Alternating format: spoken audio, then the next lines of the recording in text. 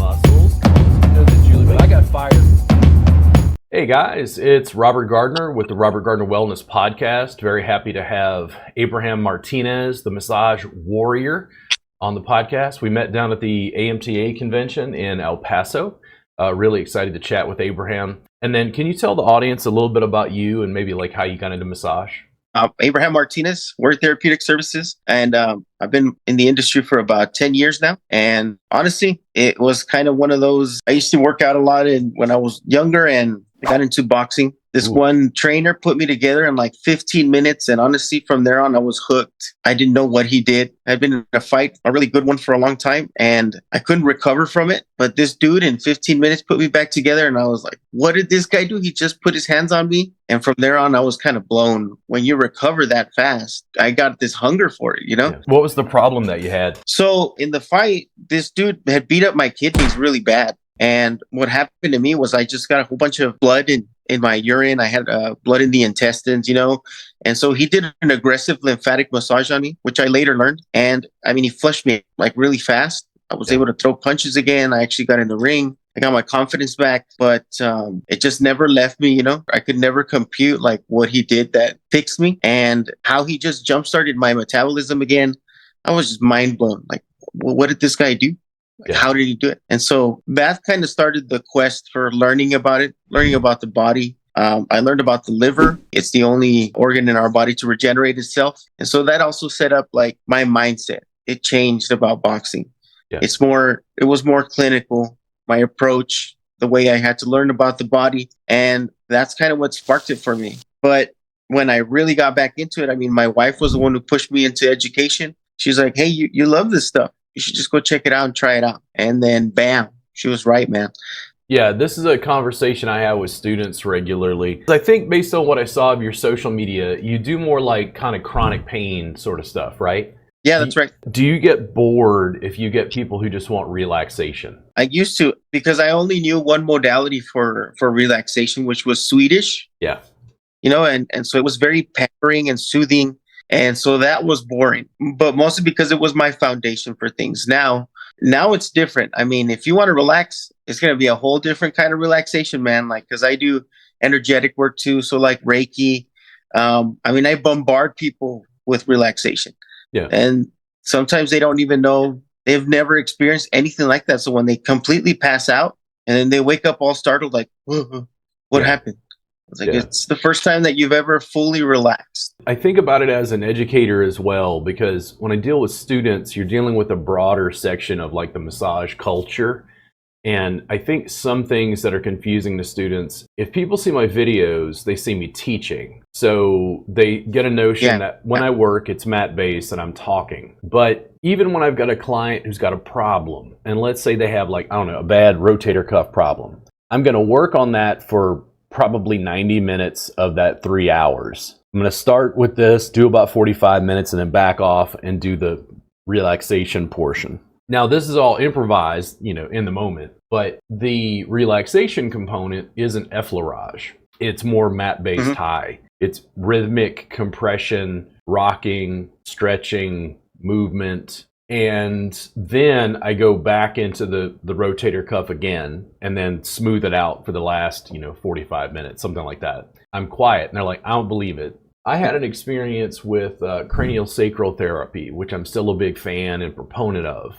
So clothes on, no necessary like oils. And I had a case of TMJ dysfunction and a craniosacral therapist put on gloves and went in my mouth and worked on my jaw. And I just freaked out. It was so different than what I just learned in school that I was like, well, what is this? I don't like, it didn't even conform to like normal parameters. So I had a sense that not only was there massage, but there was this other stuff that was on the periphery. So I really started looking for the stuff on the periphery and then was mixing and matching and blending to essentially create the new service that I've developed. And that's caused some confusion because when the mainstream industry is focused on effleurage and focused on a spa-based service or you getting a job, let's say at a large chain, they need the massage to be fairly standardized. But all of the artistic Bodywork, which I suspect, based on the social media I've seen from you, is probably much more where you are. The conversation between, Mhm. as an educator, teaching sequences and improvisation. This is what I do, Yeah. and I do this for so long. For now, it's been 20 years that I don't think about it. What I've learned now is that instead of creating little ripples, like now I can make gigantic tsunamis of change in people because of how much more movement your stuff requires and with a lot less effort too. And have you found that when you're in a more creative or environment, right, when you're just doing your thing, that you discover a lot more about a person than you would normally? What's it called, like a standardized type of massage? I see this as an educator, and one of the things that I think has gotten me into trouble over the years is in social media posts, I can be a little gruff or brisk, just kind of like to the point. Yeah. And when I work on clients, the focus was never really to deliver a massage. The Mm-hmm. focus was to help the client with the problem they came in for, which was either pain relief or relaxation. And if it was pain relief, I was like a mechanic. I mean, everybody who came in, I had to deliver the best session you'd ever had to help you with that shoulder pain, to be able to outperform everybody around me. And I felt like almost like a hitman. Like I had just had massive amounts of focus. And the client slowly, as I gained more skill and practice, they were like, dude, I've never had a massage like that. Where did you learn that? And I went, Yeah. oh, a drunk driver taught it to me in college. Because like you had injuries or whatever happened from boxing, right? So your own body was like the greatest teacher in a sense, because you learned about structure and function and like movement and range of motion or whatever. I say this to students in class. Are you dealing with education at this point? Are you teaching massage therapists? Yes, I am. Yeah. So one of the things that I tell people is, if you're going to get involved in education, you have to get comfortable repeating yourself. And don't feel like, well, they've already heard that. No, they haven't. I have to say stuff like, I do this in class all the time. Muscles cause movement. We're going to use movement to access those muscles from origin to insertion. Basically, it's like your bicep. Like, you can access it by compression, but what's the difference between accessing it by lengthening it first? Because the students always think I'm delivering some magic technique or something, and it's like, Yeah. I have to deliver the technique that allows Abraham to relax, release, and unwind. He might respond better to rocking than he does to compression. And they're like, well, how do you know? I'm like, I communicate with Abraham. The communication with chronic pain is more intense. It's very like, okay, right here, is it a little more down, or does it feel like more up? Cool. Is it more lateral, or is it right there? Cool. Okay. Is it localized, or are you getting referred? No, like, no, I feel it down my arm. I'm like, where to? That kind of communication completely changed. To me, I tell the students, like, the most advanced technique is communication. It's amazing to me, educating and teaching all these years later, where I'm trying to hone this down into these little like Twitter bites that people can feast on, because the therapist constantly, if they're in that box of like table, cream, glided, nudity, they encounter my work and they're like, this is crazy. He like talks to the clients. And I'm like, I got to find out what's effective for them. And sometimes, even with a thorough intake, like, you can work on the bicep, but then taking their arm and turning it this way as opposed to turning it that way can make all the difference. And I can't teach a sequence on that. Does it make sense? Yeah, definitely. If we're not talking to them consistently, they're never really going to tell us in how much pain they are. That's one thing I learned about clients, is that when you start working on them, they still have this stigma where they need to just shut up. That's what I like about doing the tissue work, is that you have this whole memory bank inside of your tissues. And when you access it, people are like, whoa,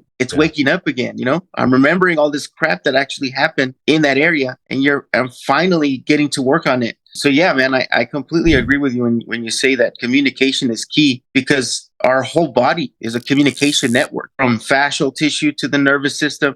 It all talks to itself. Yeah. And when we access that, I mean, people can finally have that conversation, that they've been The missing out on. the thing I'm seeing, and we talked a little bit about this at AMTA.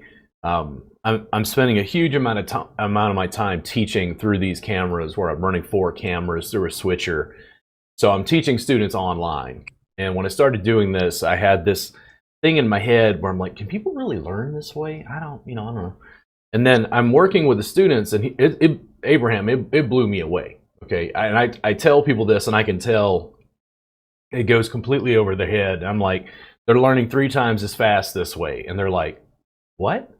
But it's online. And I'm like, listen, we're all completely clothed. I'm teaching them from 4 camera angles and showing them exactly what I'm doing, and then I'm communicating with their client and helping them script a sequence to solve their client's problem live. And they're like, what? But that's not, but online education, it's like the students, remember we talked about this is something I'm up against, because I'm breaking this hegemony, whatever this is from school. The students will get 4 and 5 points pain reduction on a pain scale out of 10. Somebody will be at a 6 and it'll bring them to a 1 in a 2-hour training with me live online. The student will finish that, have me point out, because I'll ask the person for a pain scale again. Their pain has dropped 5 points on a pain scale. The student is still afraid to deliver the service to clients because, well, I don't know, it's not really massage. And I go, you just reduced their pain by 5 points on a pain scale. But do you see the difference? They're so tuned and they're so trained to deliver this service that it doesn't matter that they're reducing pain and solving a problem. They're like, no, but I'm a massage therapist and I do massage. And I go, I'm Robert Gardner. I'm an asshole who solves a problem. Yeah. Like, you gotta solve a problem. Like, and that messaging is different. Like, for me, I didn't know if I could teach online. And what's quickly happening is the education is working so well that I'm having to spend a little more time talking to the students. Are you ready? About business, which is not what they want to study, by the way. They do not want to study business. Like, who at the AMTA was like, yes, Robert Gardner's going to teach a business class? Not many. Yeah. And that process was key, because I understood at a point that if I could help the client solve a problem, they didn't really care how the service was packaged. They didn't care that it was mat-based, or if it was Watsu, that it was water-based, or that it was Lomi and it was table-based, or whatever. Like, that didn't really matter. The difference was I knew that I couldn't stand out the way I wanted to, nor would I be happy with a relaxation-based service. I needed to solve a problem. And once I started doing that, the whole thing just continued to take off. But then the challenge as an educator has been trying to translate that for students. To see students get 4 and 5 points pain reduction and then still feel like, well, I don't know, I don't feel confident. And I'm like, we'll work on it. We'll keep working at it. I'm like, if you get more than 5 points, you're going to start raising the dead. Like, I don't even know, what you need to be able to be satisfied. But no, definitely, man. The amount of pain reduction, honestly, like for me, what it was, what's been easy for me to teach now with your stuff is the fact that we don't have to overwork ourselves.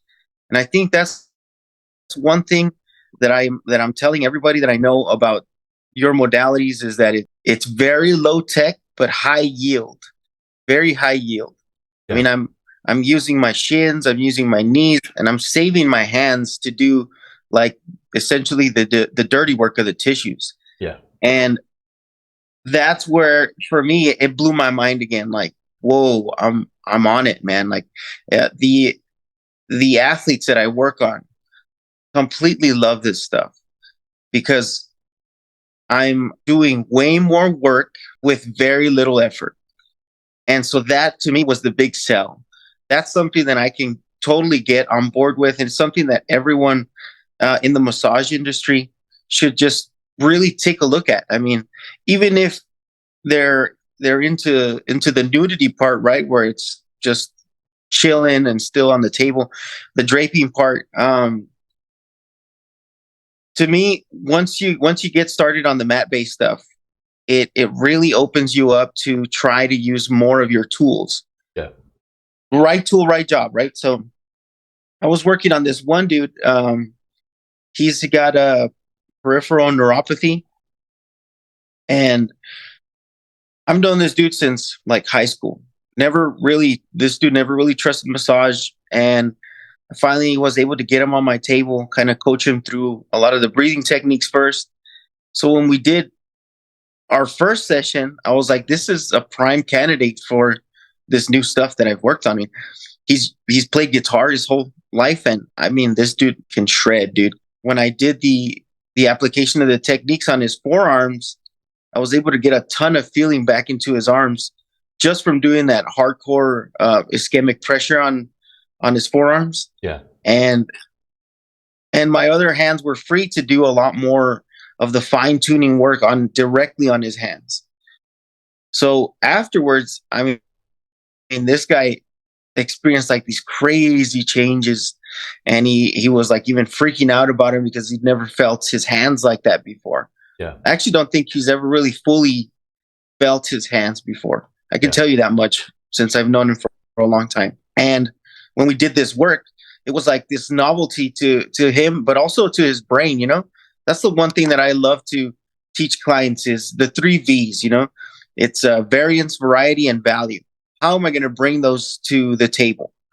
Well, this is totally new, man, to like a lot of people. I mean, it was new to me. I've never experienced Thai before.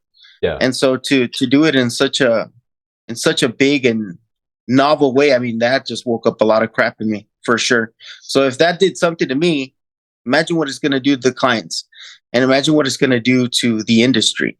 I mean, what you're accomplishing right now is vastly different than what I've seen. And just the fact that you reach out and you're incredibly unafraid to talk about mat-based work. This is cool, man. This is definitely bringing the 3 V's to my practice. The deal is, Kristen and I would have conversations, and when I did the first day at AMTA, there's 24 students in class, and we'd had this conversation years before, and I was like, Kristen, what percentage of the massage industry knows about me? And she's like, oh, like 50%. And I'm like, oh my God, Kristen, no, no. Like, we go to AMTA, we're still in Texas. It's El Paso, but it's still Texas. And I go, who, before I begin class today, who knows about me? Like, raise your hand if you've heard about me before you came to class today. 3 people raised their hands out of 24. And I go, this is what we're working with, Kristen. I've been teaching for 14 years. It's like, we haven't even started. And I go, Kristen started working with me. She started doing the mat work. She was transitioning clients through her training process. And she goes, I don't know if I want a lot of other people to do it, though. Then there'll be competition. And I'm like, Kristen, there's 1.6 million people in the greater Austin area. We can't even scratch the surface. If we had 100 therapists at scale, it would probably start to make a dent. But like competition? I'm like, Kristen, there's no facility in the United States, there's no major chain that even allows mat work. 99.9% of our industry is table-based. I'm teaching 1% of this 1%. Yeah. Like, it's a statistical anomaly. When I come into an industry and start talking about the mat, everyone thinks I'm crazy. And I'm like, oh yeah, I'm clinical. But it's a really, really great idea, and its time has come. Like, this guy, he's a wild man. Yes, completely. I agree with that. But the idea, the time has come. The more video and photo we put out of it, it starts to change people's perceptions. And for me, I personally, this is me, I had a history with chronic pain. I focused on chronic pain. I worked on people in chronic pain. My Google reviews sounded more like medical, basically, like helping people Yeah. with long-standing issues. And they were just like, dude, how the, and I'm like, listen, I kept learning stuff and breaking it down. I was a philosophy student. I think a lot of deep thoughts. And now it's about biology. Like, I just mixed elements of Thai massage and yoga therapy and breathing and self-care and self-massage or whatever. I just help Abraham with whatever he comes in for. And I'm willing to use whatever tool is in my arsenal to try to help you get better. That worked, but Kristen finally got the gumption. She's like, I want to go to Onnit. And Onnit is this crazy gym here in Austin. I know of it, like Aubrey Marcus. I don't know exactly the flow, but Aubrey Marcus is involved, and then Joe Rogan is involved, and they were freaking out because they want Joe Rogan and Aubrey Marcus as clients and this and that. And I'm like, cool, you guys set it up. So they go to this gym, they set up and start working on people, and this is what has happened over the years. This is what I've seen. If I bring my work to the massage community, they say it's yoga.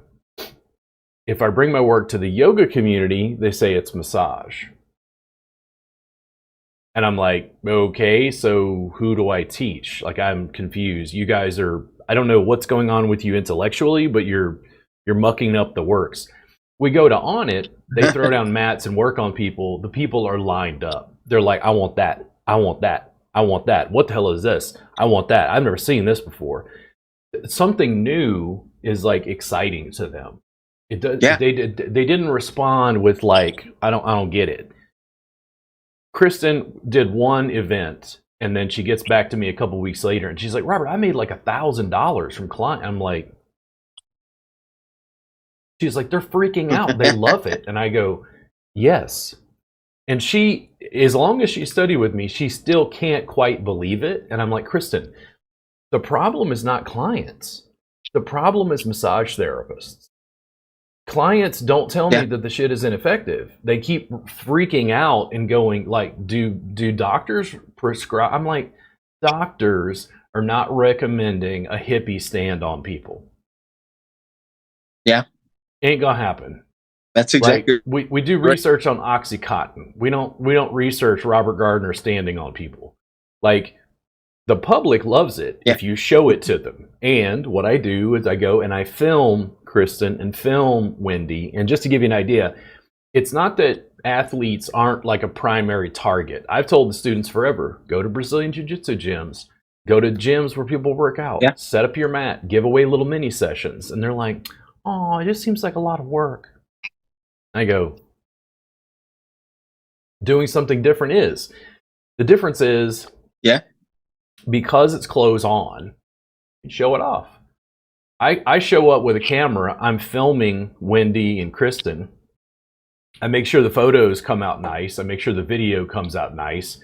But here's one of the things I notice is like I'm filming what Wendy is doing, but then I turn the camera up and look around the gym at all the people working out in the background. And what happens with the final video is you have this notion of like, oh, this next level pain relief thing is like for the badasses. Look at this. This is for people who are like extreme athletes. And Kristen will kind of go, you know, why didn't I ever focus on athletes? And I'm like, because I was already busy with people in chronic pain. I didn't need to, particularly. Like, I was never at a point that I remember in private practice where I was like, how do I get more clients? How do I get more clients? It was like, there was a steady build, but it was basically like, how do I continue to manage the clients that I've got without falling over? That was more the issue. Yeah. And because of Gary Vee, you're a big fan, I was already doing tons of photo and video production. The fact that people have their clothes on, you can film and photo document everything. That one piece is so big and gives you such a market advantage that it creates a situation where you just get clients effortlessly through social media. Like you posted something, there was a reel or something I've reshared, and I could see somebody commented on it, and they're like, "Oh man, I want to come in and get a session of that." And I'm like, Abraham Yeah. gets it. The students are like, I don't like social media, and I'm like, oh, you don't like getting clients effortlessly? And they're like, no, Robert, I don't like all that social media. I want to interact with people in person. I'm like, you do. You interact with people in person and film it. And they're like, no, but I don't know. I don't like all that social media. Yeah. I was one of those. I was one of those for a long time. I like, even to this day, I have trouble with social media because I dislike it very much, man. Why do you dislike it? I love one-on-ones. I love teaching one-on-ones, and I think I thought that's what was going to be my profession forever, was eventually just getting so many people to just come on board. And then I realized it's the same shit. It's the same shit, only the only thing that's separating you is just a lens now. And then this widens your audience even more, because if you're truly just passionate about what you do, but just speak on the only things that you know, that's a Gary Vee thing. He's like, you can't talk about shit that you don't know, because then you're going to look stupid. Yeah. Like, but if you talk about things that you absolutely know for sure to be true, then you're not lying, and you don't have to upset yourself, and you don't set yourself up for disappointment. So that's what I knew. I knew massage, and I knew it well. And I knew it well enough to just talk about it. I didn't have to be an expert, but I knew it well enough to just talk about it. I knew well enough to talk about pain relief because I experienced it. And I know enough to talk about chronic pain because, my God, my family has lived with that for such a long time. So those are the things that I know. And if I just speak on what I know, people will totally gravitate towards that all the time. And you're absolutely right, man. Massage therapists were essentially the enemy of what we were doing. My massage is totally different than what people expect and what people know, in their little boxes, just like you were talking about. It's out there, man. Now, of course, it's enhanced. And so now people are like, whoa. And I feel like Thai is incredibly marketable just because of that. Yeah. Because of the clothes on. Because you can film it a lot easier. The and because are doing the number one thing, it's weird. People are like, it's weird. It is weird, and it stands out. Like, love it. Again, just go back. If you're a therapist who's listening to this, it's like, you don't even have to, I don't know, you don't have to have enough Thai massage in your background, or like receiving sessions or doing sessions, to be like an expert at it. Just think about 5 posts a week, photos and videos of your work for years. Yeah, that's it. YouTube, Instagram, Facebook, TikTok, Twitter, and it's just 5 posts. That's just 1 post a day for every work day, 5 days a week. Yeah. That's exactly right. Mat-based clothes on stuff. You focus on just one. That's super important, to focus on the one post, because that makes all of the content of that one day incredibly good. You're going to pick all the good stuff that you've taken or documented, throughout that whole day, and jumble it up into this one awesome post. It could be a reel. It could be just you talking. I mean, it doesn't matter. But as long as you pick the one best one of the day, oh man, I feel like that's what blows up your social media big time. And where you don't have to do so much effort, put so much effort into it. Because that was my whole thing, was like, I have to post all the time. I have to do all this. Like, it's just, I'm not going to make time for that. That seems like a shit ton of work.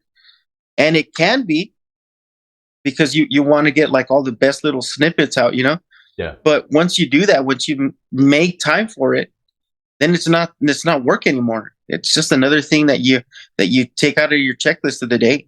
Yeah. And so if you minimize it to just that, oh man, I think everything else is like perfect for your content, and much easier for your audience to get behind.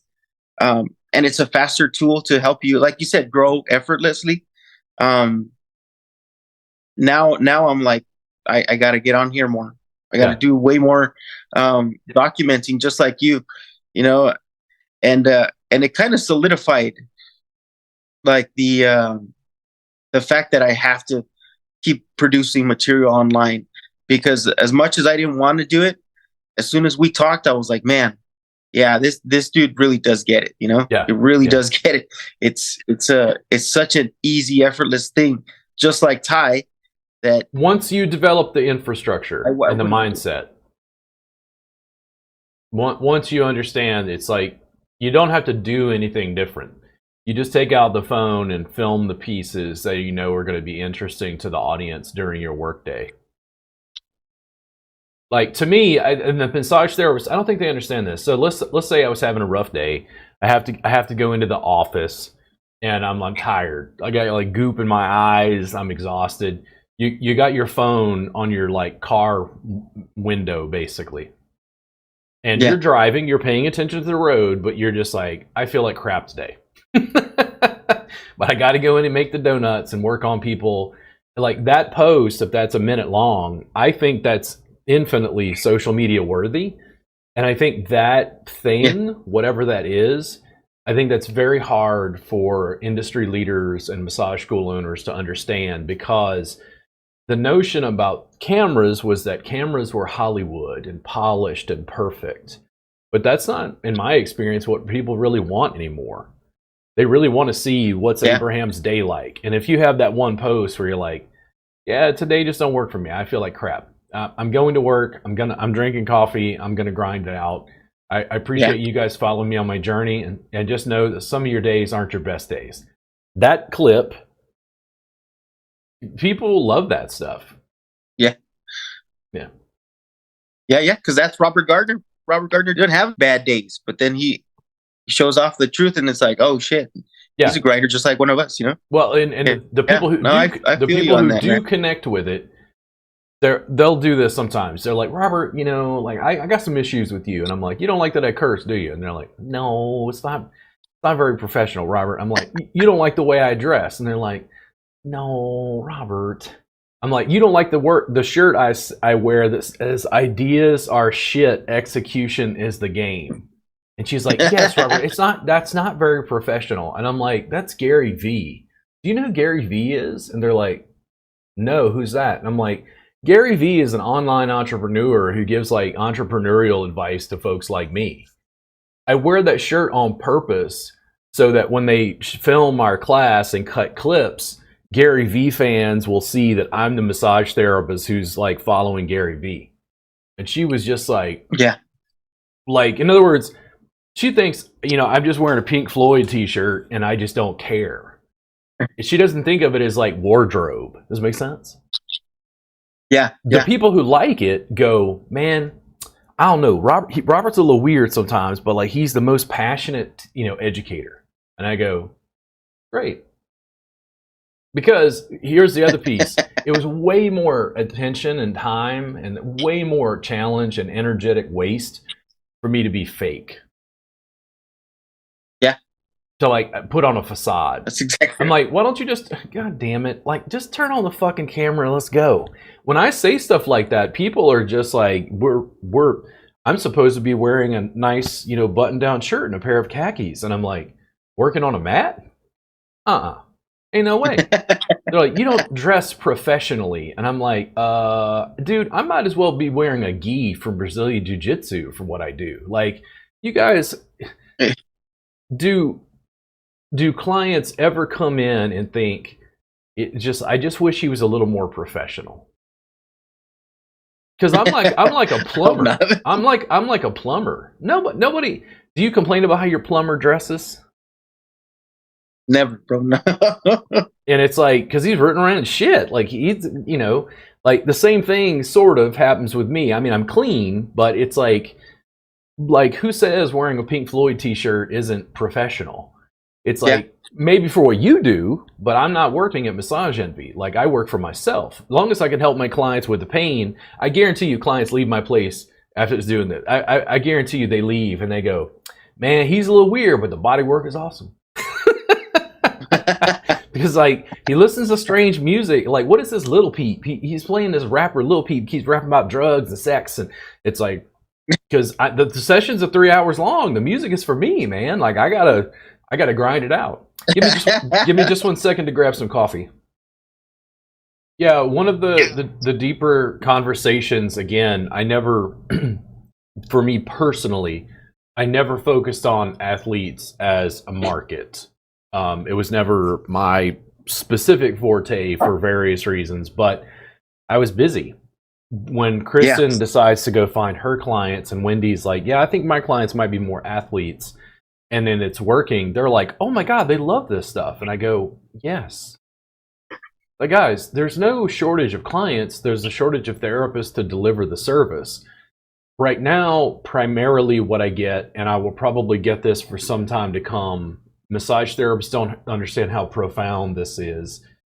Massage therapists would get a session with me for 3 hours. The session would finish and they would be freaking out. And I'd go, are you okay? And they're like, yes, I've never felt this fucking amazing. But this, whatever you're doing is not massage. And I just went, ooh. Oh, how do you fix a car in a way that a mechanic says you're not fixing a car? Like, ooh. Okay, so it's next level pain relief. Because here's what happened. Massage wasn't big enough. Thai massage was too small. Like I kept mixing and matching and blending and changing and like adopting pain science. And they're like, but you're, and I'm like, you keep changing it? Yeah. Yeah. And they're like, but you're not conforming to a very sick society that has an Oxycontin epidemic and a Me Too movement? Like, why don't we just make the service better so it doesn't strain us out? And they're like, that's insane. And I'm like, that's the way. Yeah. Now, the question is, who's going to pick it up and use it? And I keep teaching from 4 camera angles. And I had a conversation that I've mentioned here and there periodically, but I talked to somebody in massage education in Texas, and I was like, when is Texas going to allow hands-on instruction online for CE credit? And he's like, never. Texas will never allow, over my dead body. And I go, wow. So 75% of my current income is verboten by the state that I live in, and I live in Central Texas. I have somebody coming down. They're flying down, I think, from Massachusetts. And they're like, they were so excited. They're like, I'm flying into Houston. Can I meet you? And I go, yeah, if you're willing to drive 3 hours to Austin. And they're like, oh. Because they don't realize how big Texas is. Yeah, they never do. They think Houston and Austin must be like, just 30 minutes or something. And I'm like, that's like 3 hours. Yeah. I'm in Central Texas. For me to get out of Texas is I got to take a flight or a long car drive.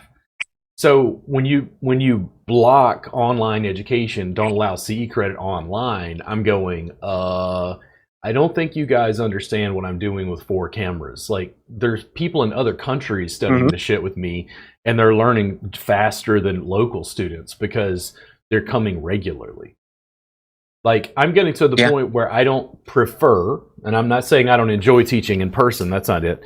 But the repetition that comes with online education each month, the apprenticeship, is completely transforming the students' practices. They're just like trying to, I like it, Robert, but you're trying to get me to do this math thing.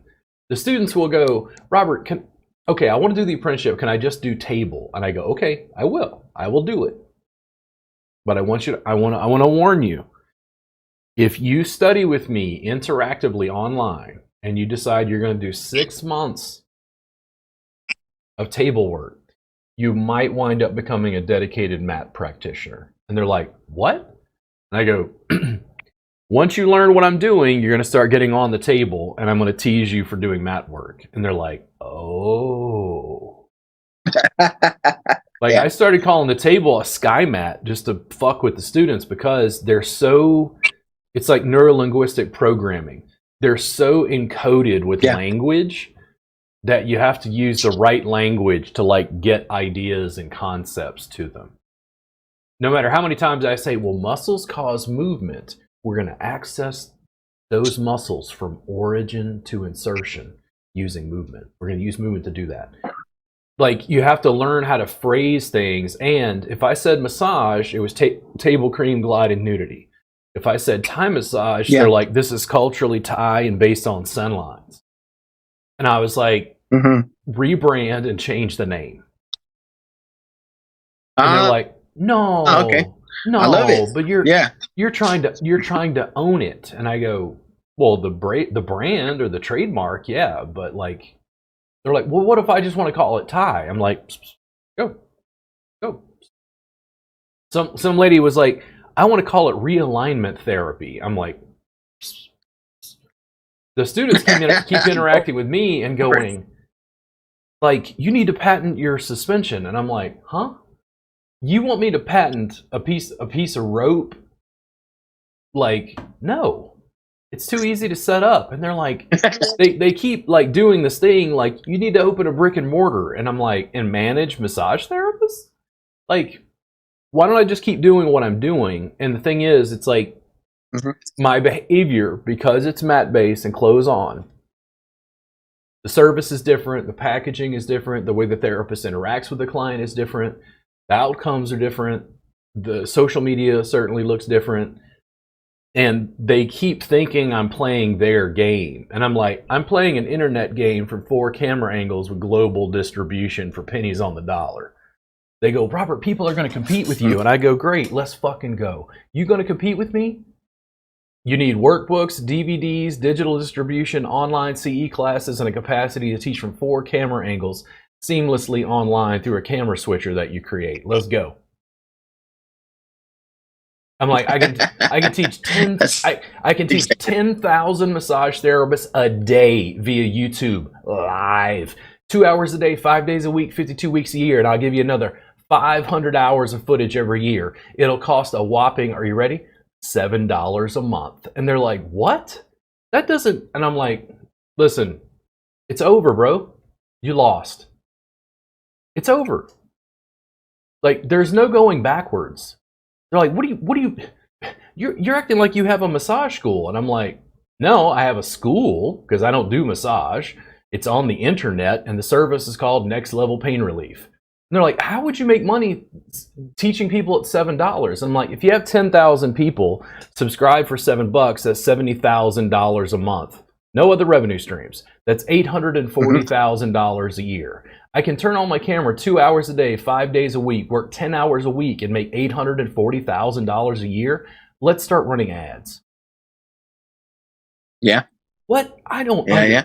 This guy, this is madness. And I'm like, yes. I'm breaking the rules, but I have a lawyer. I'm not breaking the law. There's a difference. In the end, you were in class, the movement. What is it about the movement that's so like, so I have to like step into other people's practices because I just do what I do. I don't think about it anymore. Like, how is it different? Like, are therapists not mobilizing people? No, it's not that. It's the amount of low tech feeling that the work has. Like, for me, that's really what it was. Is I would mobilize people, but I would have to use my whole body, versus on this one there I use levers, like stretching people out and doing manual, what's it called, muscle energy techniques. That stuff was easy, but it didn't have the same feel as a longitudinal, like contralateral myofascial stretch that you get with the Thai work. And so that to me was the deal. I was like, wait a second, why am I only targeting a limb when I can use that same limb to engage an entire fascial line? And I was like, dude, that's the deal right there. That's my sell. in is in is like video. I'm facilitating that whole line as opposed to just like stretching out a limb and I'm cutting off that person's ability to access their entire body Yeah. through one powerful movement. And I'm like, that's Muay Thai. If That's a lot of Brazilian Jiu-Jitsu. if I Yeah, had my exactly. hand around It's a lot, you know. your forearm and your hand, so I've got your arm, and I pull you up and over, Yeah, essentially into a twist where I pull your shoulder over. The students, I swear to God, in video, they think this is what I'm working on. yeah, yeah. This is just Negative. where I get a grip. Uh-huh. This is what I work on. Oh, Yeah, I'm that's like, right. more. Oh, I'm like, where is that? Is that your middle back? And they're like, oh, dude, it's so. Oh. And I go, cool. Let's try the other side. It's like That's all it is. you're using movement to reach down into their spine to access those rotatories, where you're literally like taking two vertebrae and going, what about that? Oh, right there. And I'll continue explaining this stuff and continue teaching it, and I get ornery and whatever. But even Kristen, it's hilarious to me. 4 years, she's like, I can't believe it. They're freaking out. They love it, and I'm like, yes. Kristen, the clients don't tell me they don't fucking like it. That's not the issue. The students, they did this. So I'm working with students interactively live. Some of them are having problems because they work at like a spa. They kind of want to go towards pain management or kind of what I'm doing, maybe mat based, but their facility won't allow that. And they're like, what do I do? And I'm like, you make enough money doing whatever it is you can tolerate while you build your own practice. And they're kind of going, well, why won't facilities? I'm like, facilities are not going to promote whatever the fuck I'm doing because they don't consider it massage. It doesn't fucking matter if it solves a problem. Yeah. They're not worried about solving a problem. They're worried about delivering a service and then burning you out and then replacing the cog in the wheel. Yeah. There's another massage therapist coming out of school in 2 weeks that can replace you. Now, I wanted to be irreplaceable. I wanted to help people in pain and keep going. My thing, I remember thinking about this early on, was like a plumber. A plumber could work for like Roto-Rooter, but a plumber could be dressed kind of slovenly, listen to whatever music they wanted. And like a plumber came over to my former home and he did something with the hot water heater and soldered something and, checked some connections. And he's like, that'll be $300. And I was like, God damn, that was like 30 minutes. Yeah. And he's like, yeah, that'll be $300. And I go, damn, how do I become as successful as a plumber? Yeah. Works for himself, $300 in 30 minutes. And it's like, well, people have to know you. And like plumbing is a code red. If you got a plumbing problem, you got to have a plumber. I can't wait a week to get plumbing taken care of. So Bodywork was a little different, but like chronic pain people needed you.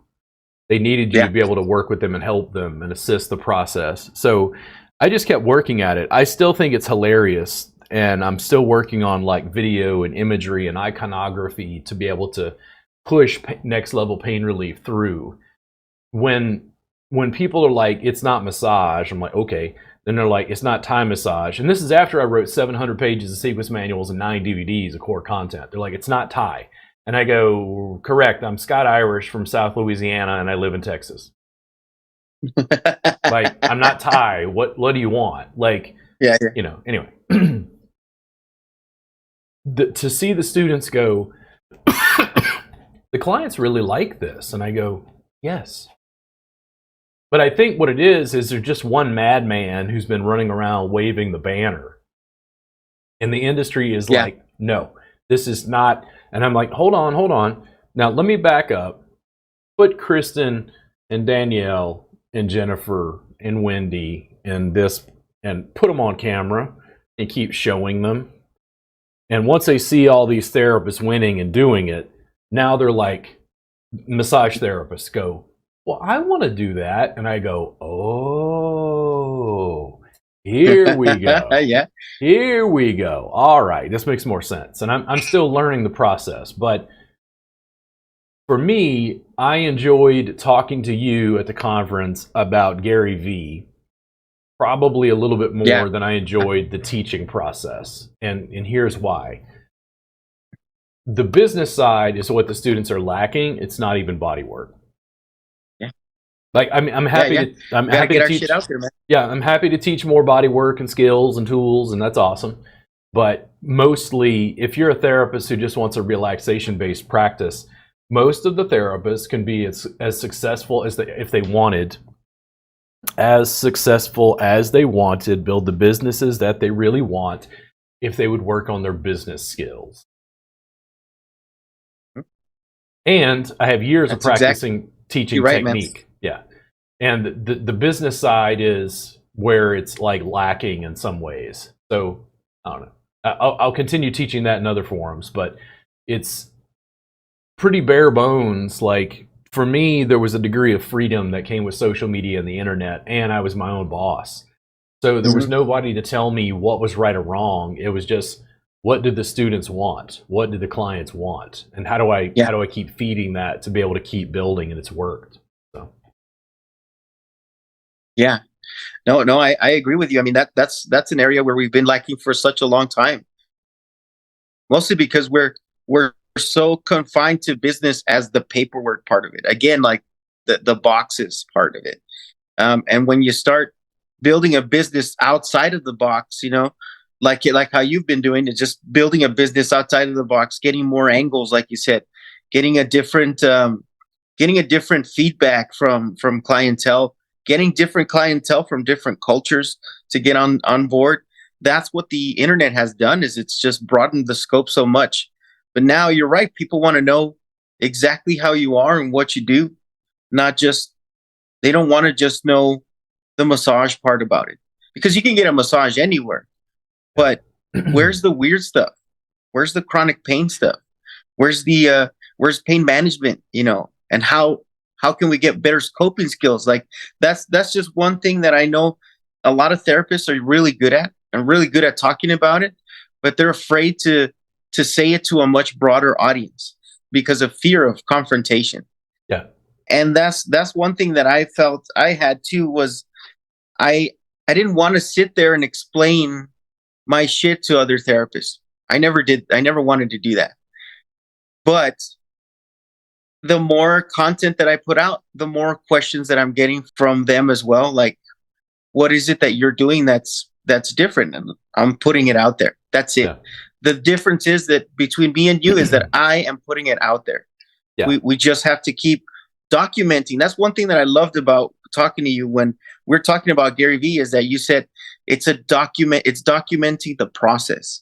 Yeah. It's not even about just putting out content, but documenting your process. And that is true, because that's the one thing that we're lacking. We're lacking that that documentation in the business process. Oh, dude, the talking about it. Like, hey man, this is some next level shit. Why aren't you trying it?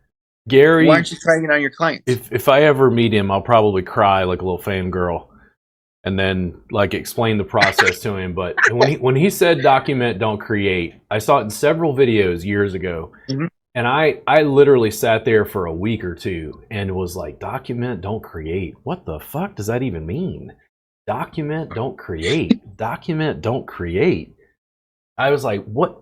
This was like Zen. Document, don't create. I'm like, what the fuck? Gary, what are you talking about? And I had one camera and a lavalier mic, which is basically the same stuff I'm using now. And I went, oh, wait a second. I've been taking out the camera and like filming a snippet for YouTube.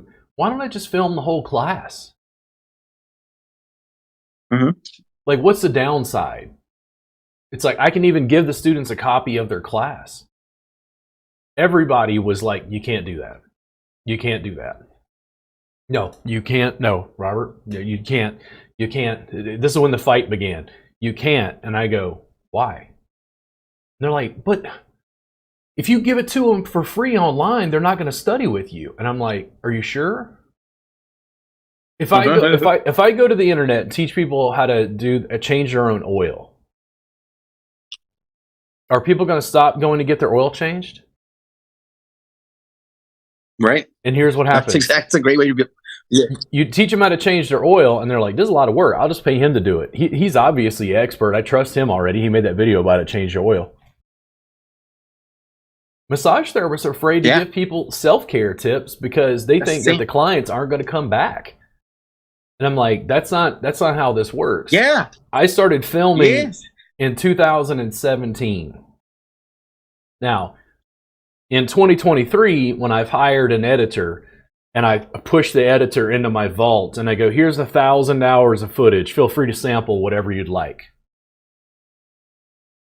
People are like, what?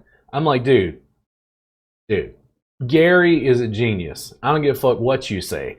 I hate Gary V. Okay, cool. Next. you can hate Gary V all you want. Like, Gary V is like the reason my business exists in its current form to a point. The difference is social media production, and like when I say when the students go, well, I don't like social media, and I go, okay, if you could take out an ad on TV, would you do it? Well, yeah. If you could take out an ad in the newspaper, would you do it? Well, yeah. If you could take out an ad on the radio, would you do it? Well, yeah. And I'm like, this is the TV. This is the radio. This is the newspaper. And it's free. And they're like, no, but I don't like all that social media. And I'm like, free. You don't like getting clients effortlessly? And they're like, God damn it, Robert. And I'm like,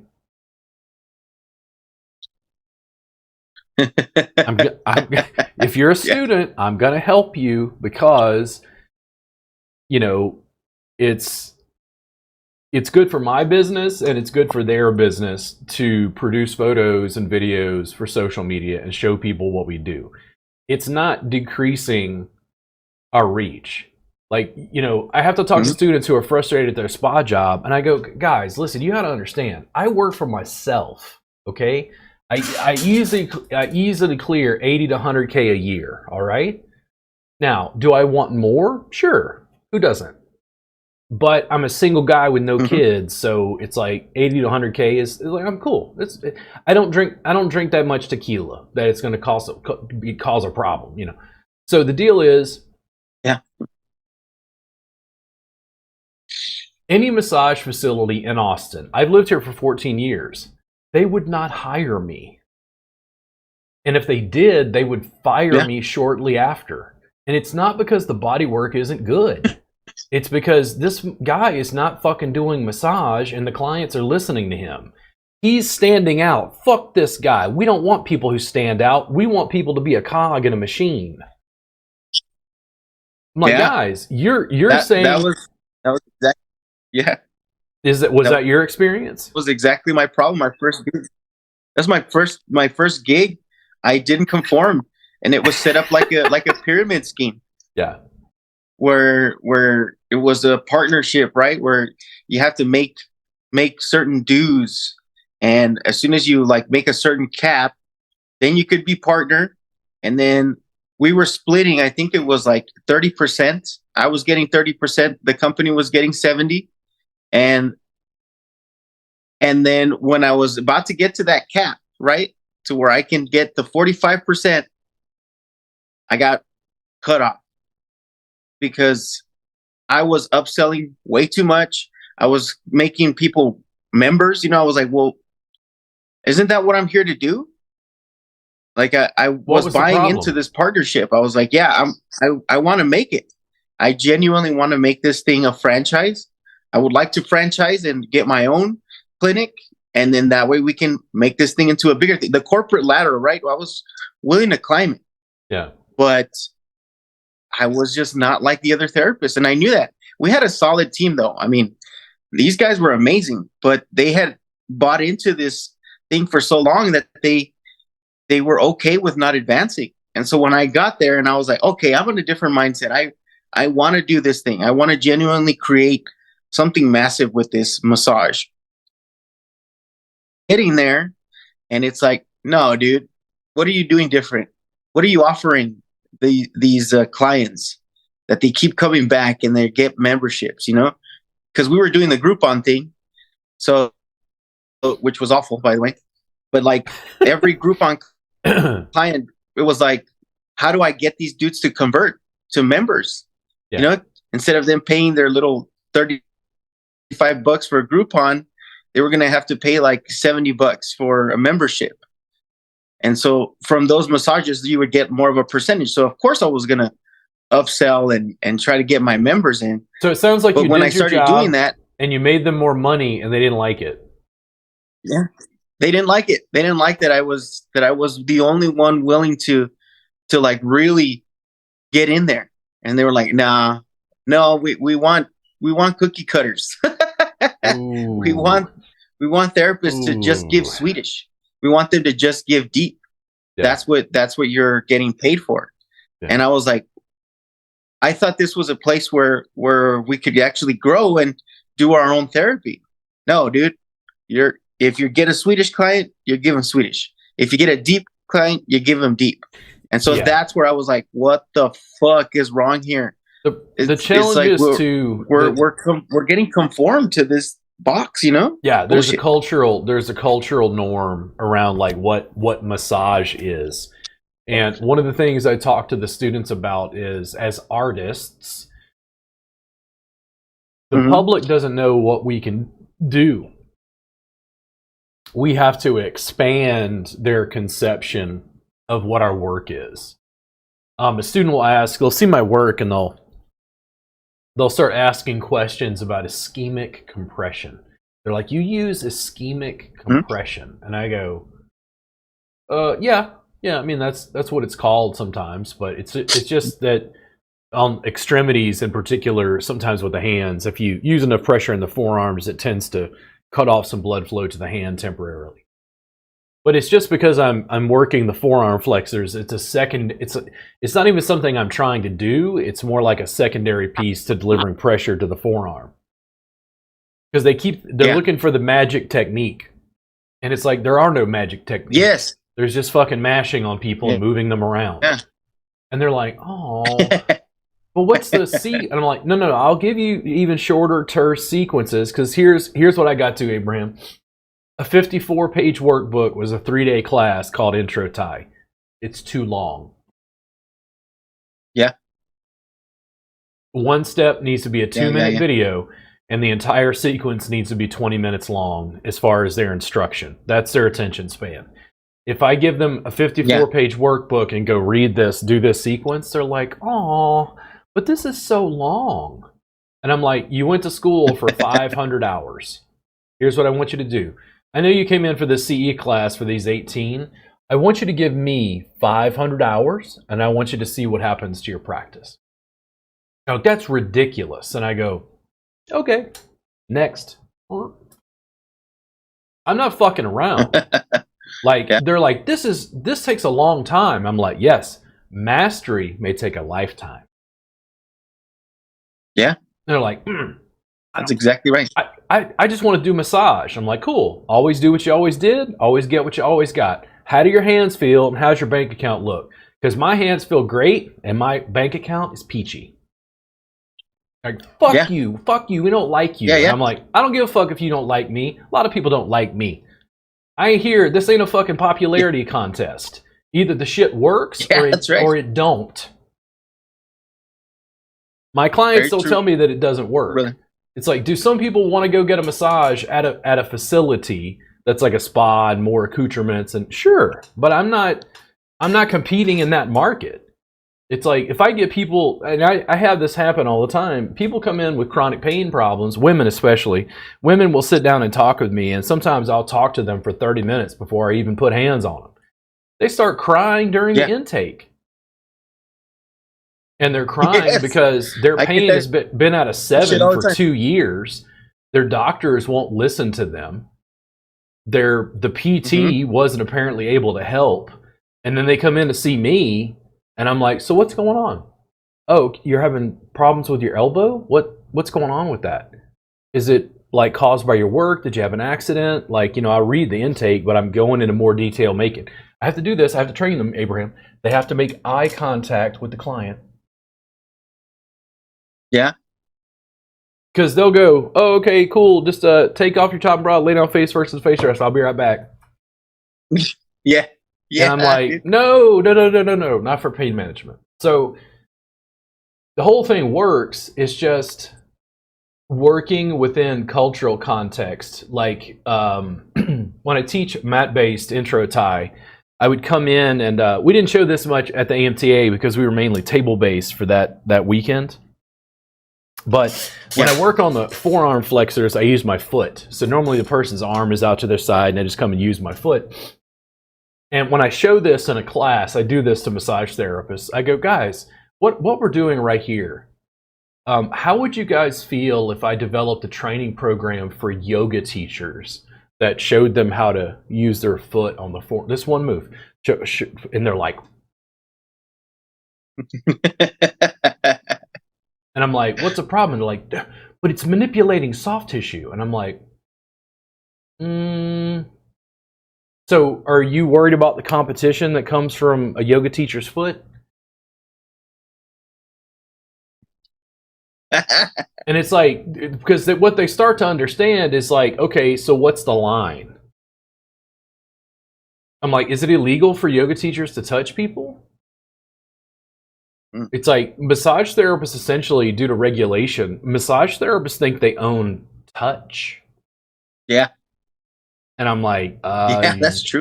According to the ads that run through my feed from Stretch Lab and Stretch Zone, I don't think that's the case, guys. Mm-hmm. Where is the industry going, and what do you think the industry looks like? It's 2023. What does the industry look like in 2033, Abraham? Man, hopefully super different, man, because this ain't working. I don't think it's working. We got to change, man. I agree with the change. But change can only happen with conversation, and man, more people got to talk about this stuff. Honestly, if we really want to affect this big wave of change, we really have to look at ourselves and look at our practice. Ask ourselves the real truth, man. Is what I'm doing legitimately sustainable for me when I'm 70 years old, when I'm 80 years old? So I want to be the practitioner that doesn't retire until like 85. Yeah. And I can still pump out a really good one, you know? Yeah. I'm but 40, to do that, I have to save my body, man. I have to try the new things that are going to save my body, give me the most low tech for the most high yield. And that's one thing that I'm taking away from this. This is low tech work for a high amount of yield. I don't have to do a lot, but the little that I do has a significant impact on the client. Man, significant. The debates I have... 4 points. Dude, I've gotten 6 points, 7 points pain relief just from upgrading from table work to the mat-based stuff. I mean, it's huge. It's massive. And there's clients that I've worked on for years that have had chronic issues. And I mean, and I can tell you right now, man, I'm really good with my hands and elbows. But upgrading to a bigger tool, to a more broader scope, has brought the amount of novelty and variance to a client that they're like, what is this shit? This is new, right? You've never done this before. I've never felt this much relief. I've never had the amount of mobility in my limbs that I have now. I can even feel my fingertips. Neuropathy clients are feeling deeper again. They're getting more sensation to the feet. And that's one of my biggest things, is because I have that a little bit of peripheral neuropathy on my feet just because of my diabetes. Dude, like just the things that we did in class. I've woken up so much in my feet that I've grounded a lot easier. So it's made my practice a lot more efficient because now I can feel again. And when you feel again, when you're a lot more grounded, you're a lot more stable. And so, I mean, it translates to a deeper sense. So we have to keep talking about this stuff, man. We got to share it out there. Well, I mean, everyone's got to get on board. And it doesn't really matter that it's Thai or table Thai. It doesn't matter what it is. So long as we keep talking about it, this is where the change is going to start, man. I had to rebrand to be able to say, this is what I do, to be able to get away from people's preconceived notions. When I first said the new name and said, Next Level Pain Relief, and somebody said, what's that? I was like, oh my God, beginner's mind. Mm-hmm. No conceptions, no preconceived notions. And it's like, it's a pain management service. Oh, they're helping people in pain. Yeah, it's like the pain relief that's next level. Oh. But I didn't say where we worked or how we worked or the tools we used. The clients, inevitably, when I worked in a chiropractor's office, the chiropractor wouldn't let me do Thai massage because, well, no, we bill for insurance for massage. And I'm like, fuck. I'm like, Robert, just get the job and do the shit on the table. And that's what I did. Because once I got in and people got comfortable with me, I'm like, okay, now, all of a sudden, 75% of my clients are coming in completely clothed in like clothes they could work out in for the Thai massage. They go up drooling to the front desk and go, I got to rebook with the dude, whatever the guy's name is with the beard. Like that stretching shit is blowing my mind. Then a year later, I was like, hey boss, can I put in a mat? And she's like, whatever you want to do, the clients love it. And I'm like, oh my God. In other words, they wouldn't let the artist work with the art because they're so worried about the revenue stream from the clients. Now I'm in a process of teaching, and the students, the hardest students that I work with currently, bar none, they love the mat work, Abraham, but they won't give it to clients because they have fully booked table practices. And they're like, I love doing the mat work, but I don't think, I'm afraid of losing money from the clients leaving. And I go, so transition the ones you can and go find new clients. And they're like, oh, but I like my clients. I'm like, okay, listen, you can like your clients all day. What kind of service do you want to do? If you're a mechanic and you refurbish cars and you focus on Hondas, well, fuck the client who's got a Dodge. I focus on Hondas. It ain't because a Dodge is a bad car. It's just a different business choice. Like, I understand you have these table clients, but it's like you can raise your rates and charge more for this service. Yeah. And not only that, man, like getting new clients gets you way new experiences. You know, and you definitely want to try something new when it comes to this stuff. Even the clients that I quote unquote lost end up eventually coming back to try something new. They always come back, man, especially if they knew that you were good before with your hands. And if you try something different, they go out and they'll try someone else. And they're like, well, let's see if he's done anything new. And if it does or can and will change something in me. They'll always come back, man. I have a feeling that most people are just afraid to go through that loss, you know? Yeah. I mean, if you've got a client who's been trained for this table service, and then all of a sudden you switch to the mat, do they have a bodywork problem or a business? I mean, you have a business problem. And they're like, how do I do it? I'm like, okay, how long are your table sessions? They're like 90 minutes.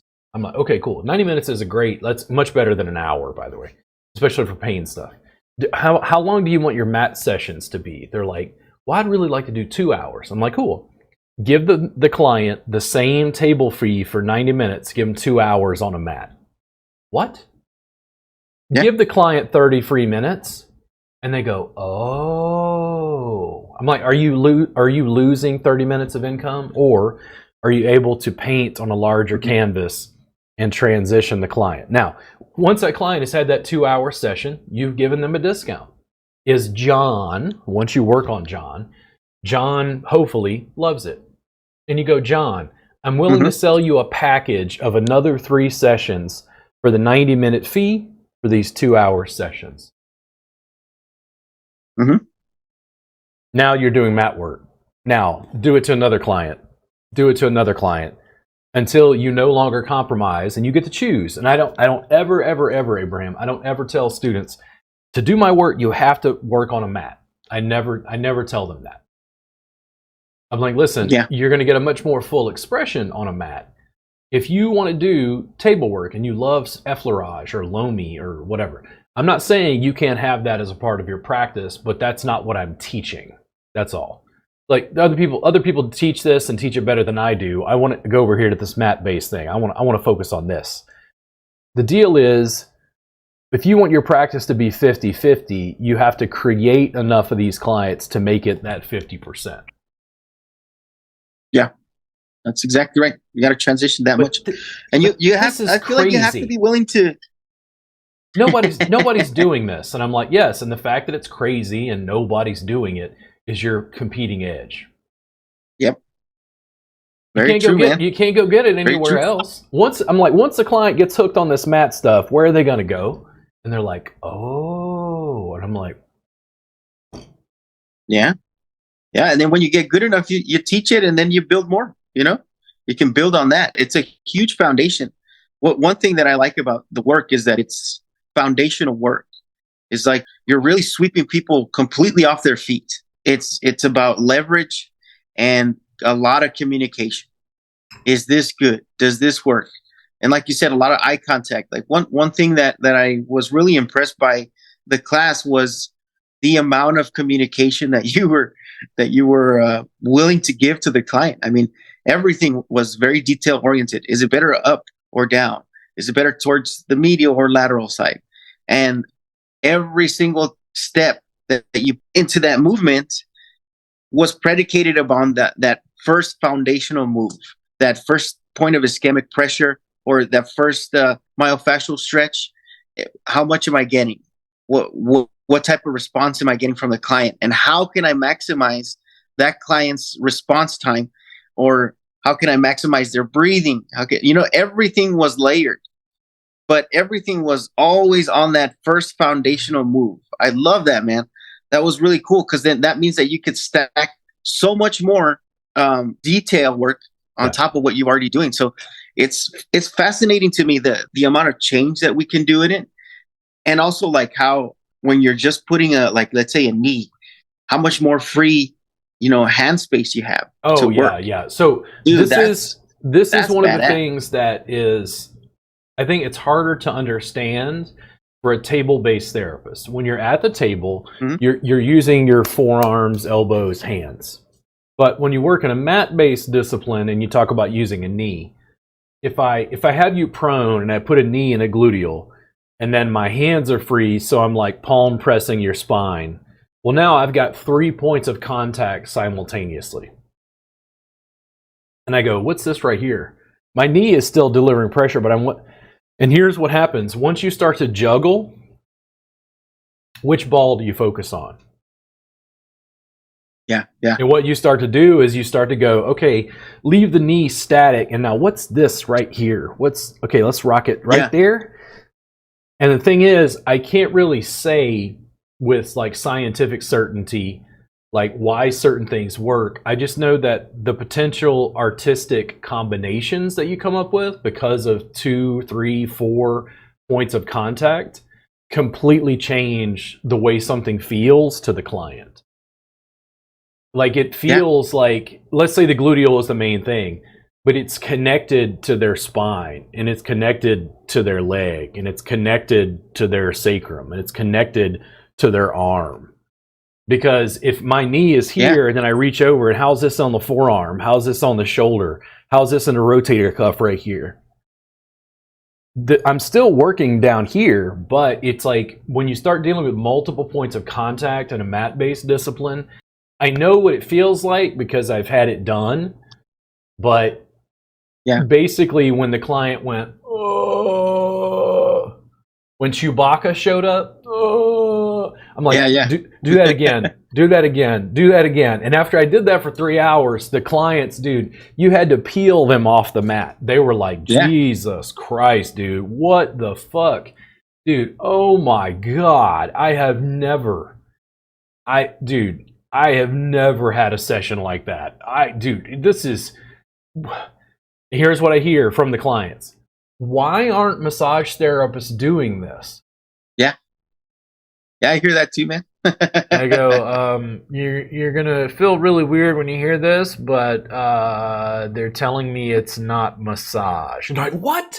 They're like, dude, but this is way more effective. And I'm like, I'm shooting video footage as fast as I can, man. I cannot make. There is no facility owner. I've been in Austin for 14 years. This is my home turf. How many facilities in Austin allow mat-based work? I don't know. What? Just you? There's one little place called Zenwell. Ah, okay. And they're trying to work with me at this point on some stuff, and I'm like, cool, that's great. I'm happy to support and provide places for students to get jobs and whatever. Yeah. But the thing is, we're talking about a city of 1.6 million people. It's a statistical anomaly. I'm making more of my income teaching from cameras on the internet to students in other cities and states. Where are the Austin students? And 6th Street. Well, I think there's a weird sort of, I hate to say this, but I think massage therapists think it's a competition, and they don't want to get in the ring with me, so to speak.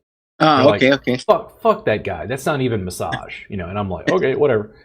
It's like we still teach CE classes, but it's like Kristen was lamenting. She is like, we need more dedicated mat, practitioners, and I go, okay, well, we create dedicated mat practitioners. And she's like, no, not everybody.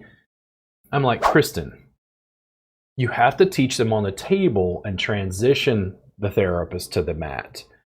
The mat, we can't just like throw them in the deep end of the pool and expect them to survive. Like, they have to transition. Yep. The facilities they work in don't even allow mat work. I find that so weird.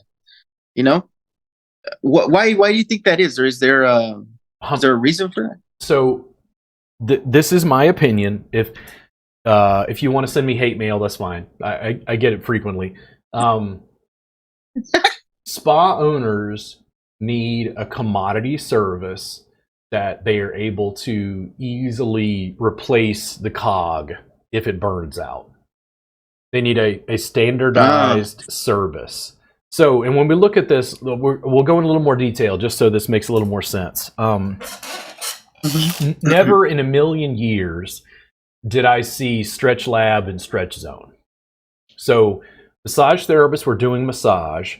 Facility owners needed to be able to fire Abraham and replace him with Joan, and then replace Joan with Candace, and keep going with the same general service. The general service the massage therapists have taught in school usually fulfills this enough to like just keep consistency. Now you've got somebody who studied this crazy mat shit with me. Does it fit in? Not in the box. No. So when I saw Stretch Lab and Stretch Zone, I literally at one point contacted my lawyer and I went, yo, man, what's this?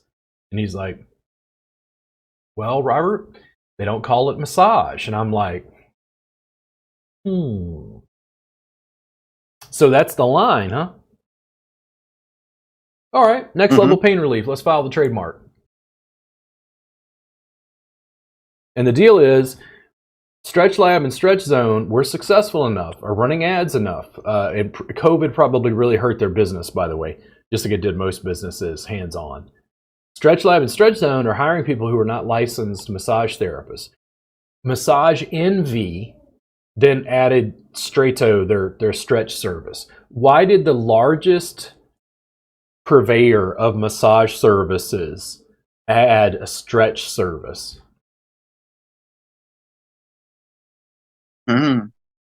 I guarantee you, statistically, mathematically, numbers-wise, there is an accountant or somebody at Massage Envy headquarters that saw that they were losing revenue to Stretch Lab and Stretch Zone. The athletes went, nah, we want this. Stretch Lab, Stretch Zone. So Massage Envy decided, well, we're going to compete and like have our own stretch service. The deal is, Massage Envy needs massage therapists to be easily replaceable. Stretch Lab and Stretch Zone need stretch therapists to be easily replaceable. Make sense? My work is really between the two in pain management. So the issue is the facilities, for the most part, Stretch Lab and Stretch Zone got half of it right.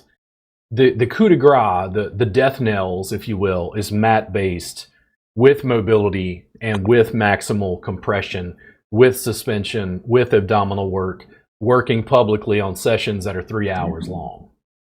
And everybody's like, that's insane. And I'm like, I know. But it works.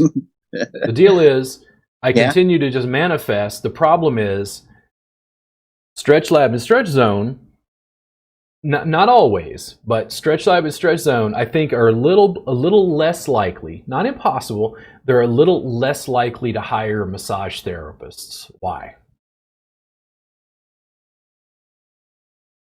I have no idea, honestly, on that one. Because the massage therapist by training will take their little stretchy routine and want to add some massage in because that's what the client wants, right? Yeah. And the stretch lab is like, no. We're not a massage establishment. We don't do massage. You can't. You have to stick to our little sequences. Oh yeah. Okay. And if the massage therapist at Massage Envy, unless they're doing straight to their stretch service, Massage Envy is hiring personal trainers to do, or yoga teachers to do their stretch service at their facilities, right? Dude, no, I haven't even kept up with that. Really? Yep. And the thing is, I'm looking at the changes in the market, and I'm like, the future is mat based, and everybody's like, that's insane. I'm like, yes. The future is mat based. Once enough people see it, the public will clamor for it. The students will beg to provide it, and then my teaching will just continue to grow. There is no shortage of clients in pain. There's no shortage of athletes who, if given a choice, will do it immediately. I had a student in Houston. She did like a cycling event, I think it was, so more like sports kind of massage. And she's like, Robert, I got so exhausted that I gave up and I started doing your table tie. And I was like, cool, what happened? She said, all of the cyclists got out of everybody else's line and got into mine. And I was like, why? She's like, I don't know. I'm like, because they could see it. Yeah. If you give them a choice, they're going to go, I want that. Where do I get? I want that. Now, when I started teaching massage therapists on a table, just clothes on with some mobility, looks like stretch lab, table tie. When I started teaching that to massage therapists, they're like, I don't understand. Like, they're not taking their clothes off. This isn't massage. And then I'd go, great. Then we don't need licenses in all 50 states. And they're like, what? And I'm like, I've been trying to give it to you for 14 years. You're fighting the future. And the deal is, who delivers the service and what does the service look like? Does that make sense? Yeah. There's no shortage of like diversity. When I talked about what will the industry look like in 2033, well, one, there will probably be some sort of national chain that will finally catch on to mat work and put it together in some way. And I go, is it better for the clients? Yes. Is it better for pain relief? Yes. Is it easier for the therapist? Yes. Is it less physically intense? Yes. Can they charge more for it? Yes. It's like, how can you give yeses to all of that and not have a national chain that offers mat work? And the problem is, well, we haven't figured out how to package it yet, where it's standardized. No consumer, when they hear massage, in their head, massage is table, cream, glide, and nudity. And here's what my work did. Took away the table, took away the cream, took away the glide, took away the nudity. And they said, this is not massage. And I went, awesome. We don't need licenses in all 50 states. Yeah. Keep testing me. Like, either it works or it doesn't. Either it solves a problem or it doesn't. And the industry as a whole, they're like, you're an asshole. And I'm like, yes, that's been well documented. I've got 1,000 hours of footage that definitely, if you ran it through an AI, would say, this guy's an asshole, but the work is super effective. Like, you keep saying that like it's going to detract me, from what I'm doing. It's like, no, it works. Abraham, you just took a day or two. Did you take all 3 classes? No, I didn't take the self-care class. Okay. I just took carpal tunnel and the Ty's foot. Yeah. And the thing is, it was just 12 hours of class, and you're already talking about, like, you're doing mat work, which I didn't even really teach. That's the challenge. Once you go from a table to a mat, the industry goes, you're not, God damn it, you're not following the rules. And I'm like, rules are meant to be broken. I follow the law, and I have a lawyer. Yeah. there's a difference. As long as I could get enough clients, it worked. And then I started getting students, and I got enough students, and it worked. And I just keep trying to build it up. The students who are studying with me continue to do this. They like the work. They test it on the clients, and they're like, the clients like it. And I'm like, yes. Then they're like, they do an event, and they go, these athletes love this. And I go, yes. Yeah. We have a shortage of people showing them the work. We don't have a shortage of clients who want it. Oh yeah, dude. Yeah. Everybody that sees it that I've were from the post, they all just want to try it. Even if it's just to try it. They just want to see what's up. But everyone that I've tried it on, same deal, man. I mean, I posted my boy Sergio where he was like, this is power, and he was like all crazy about it. That's pretty much how they feel all the time.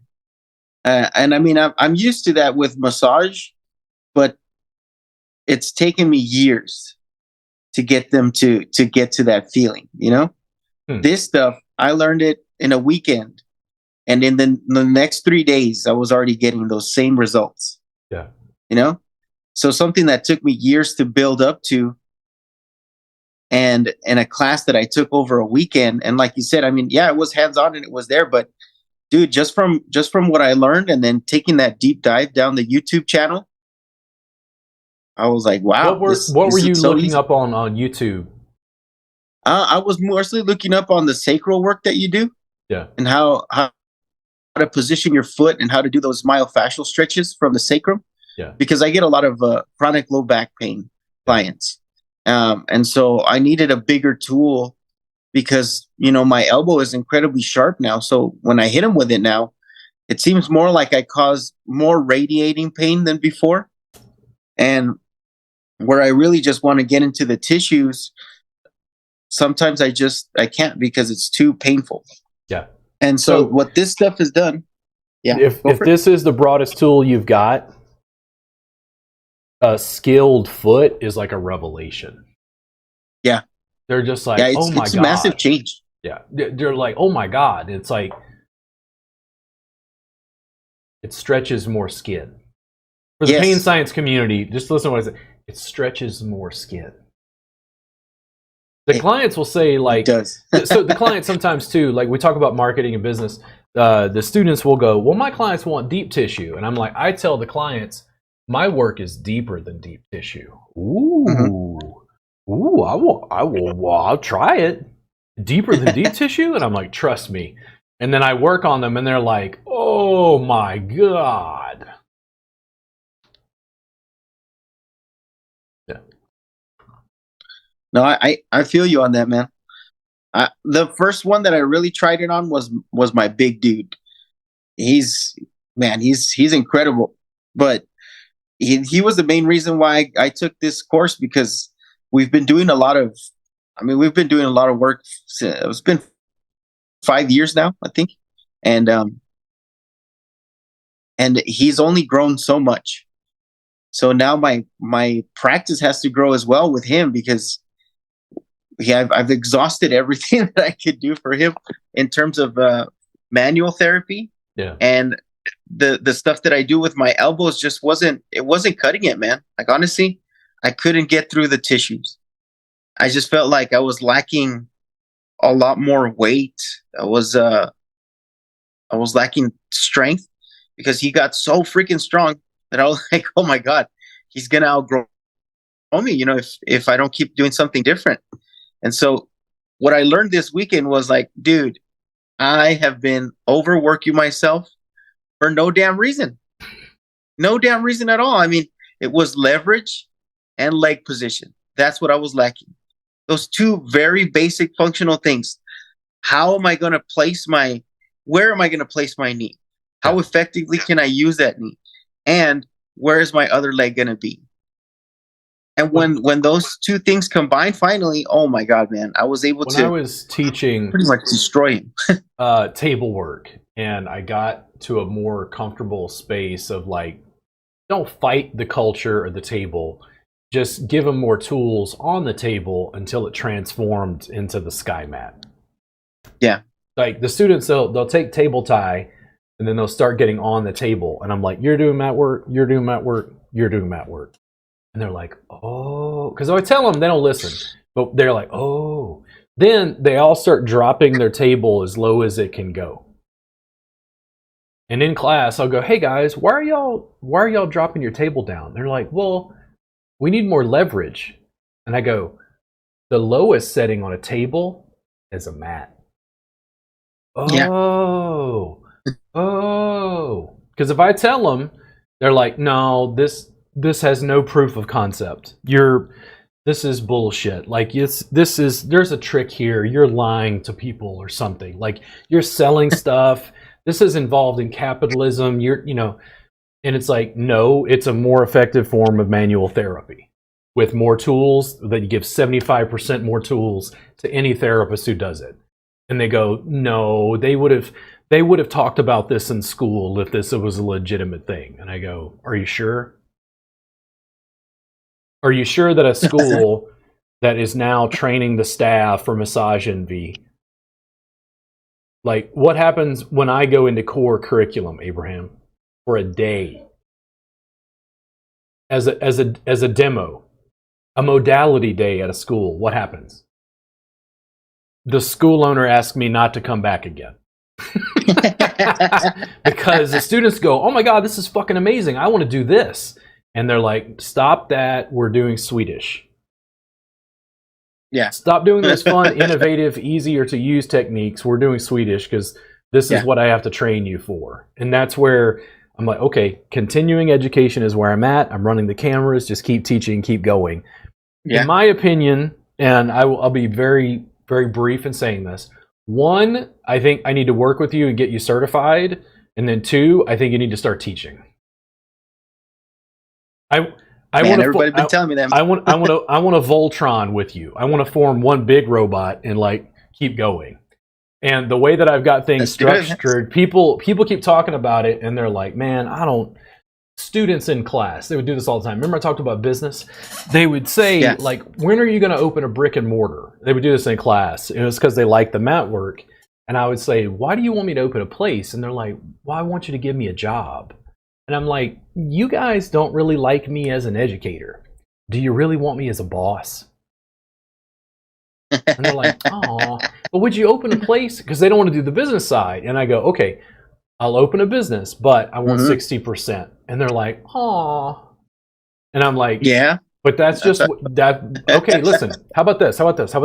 How about I continue training you for pennies on the dollar and you run your own business and keep it all? Yeah. I'm like, oh, but I want you to do the business stuff. And I go, give me 60%. Now, what I've done is I'm trying to structure things. Like, I give a lot of freedom to Kristen and other teachers working with me. And as I continue to build, and people eventually go, dude, how are you doing this? And I go, I'm interested in disrupting the massage industry. You think it's about my practice and seeing clients, or you think it's about teaching or Kristen's practice. And like, no, it's about getting 100 teachers across the US. And now my job is to work with those 100 teachers. That's 2 per state. I'm done. Yeah. I'm done. Now, what happens if you're me, Abraham, and you've been listening to a lot of Gary Vee, and I go, Robert Gardner runs a media company where he's helping me with my social media and producing photos and videos at scale across YouTube, Instagram, TikTok, everywhere. Right? Globalization for pennies on the dollar. Because they keep going, but, and I tell people, because I'm teaching online, I'm increasingly not as attached to geography. And one of my dreams is I'm very interested in indigenous Mexican cuisine. So I love Tex-Mex, and I am in Austin, and then I go down to border towns like El Paso, Brownsville, McAllen. The further south I go, I'm like, what's coming from that heartbeat down in Mexico? Because all that stuff is awesome. I want to go to Oaxaca, and my Spanish is extremely limited. I want to go to Oaxaca and live in Oaxaca for 6 months and like teach from Oaxaca on my cameras, which is totally possible. And people are like, but you don't speak really good Spanish. And I'm like, I guarantee you I can go to a bar. I can get my new friends liquored up and they will teach me Spanish. It's going to beat Duolingo by a mile. For sure. The deal is now, what does my social media look like when I'm in Oaxaca and cutting clips, going to tequila distilleries and cutting clips, learning about mezcal production and cutting clips, exploring indigenous Oaxacan cuisine and cutting clips, and I'm helping you start the teaching process and helping you with your social media production. What happens to the business? It booms, baby, for sure. Well, and that's the whole thing. Like, people in the short term, they look at what I'm doing and they're like, this is weird. This guy he's not conforming. And I'm like, but that's where all the fun is. Like, my sense of it, and I tell Kristen this, I work for Kristen and I work for Danielle and I work for Jennifer and I want to work for Abraham. Like, the more I get things and like help them structure their business and help it build, they're just like, why wouldn't I work with him? Like, he's making everything even easier and my business is growing like effortlessly. The goal is to continue growing, and then when people ask about a franchise, this is one of the things that people have not fully understood.